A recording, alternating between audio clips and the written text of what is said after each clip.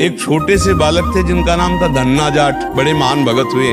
उनको परिवार की माँ ले गई कथा सुनाने, तो कथा में कह रहे थे बिना भगवान का भोग लगाए जो खाता है वो पाप खाता है। तो कथा का आखिरी दिन था, पंडित जी के पास गए, कहा कथा आपने सुनाया कि बिना भगवान का भोग लगाए नहीं खाना चाहिए, भगवान हमारे यहाँ तो भगवान है नहीं, तो आप भगवान दे दो। तो उन्होंने सोचा लड़का है, इसको ठाकुर जी तो दे नहीं सकते, तो भांग खाते थे, तो भांग का बट्टा ऊपर का, कहा ये भगवान है ले लो। ओ इतने खुशी हो, देखो विश्वास है क्या, भांग का बट्टा। घर में गए और बाजरे की रोटी, गरीब आदमी सामने रखा, पाओ प्रभु। वहाँ प्रभु कहाँ। एक दिन हो गया, दूसरा दिन हुआ, फिर वही बाजरा, तीसरा दिन हुआ, फिर वही बाजरे की रोटी। तब वो रो रो करके ऐसे भांग का बट्टा पकड़ा और कहने लगे प्रभु हमारे पास नहीं है कि हम तुम्हें खीर पूड़ी पुआ पवा सके। उसी समय श्री कृष्ण प्रकट हो गए और बाजरे की रोटी शुरू कर दी पाना। तो बोले देखो तुम कितने निर्दयी हो, 3 दिन से तो हमें भूख लगी है, हमारे घर में ज्यादा कुछ है नहीं, गरीब आदमी, पूरी रोटी तुम नहीं पाओगे, आधी हमें दो आधी तुम पाओ।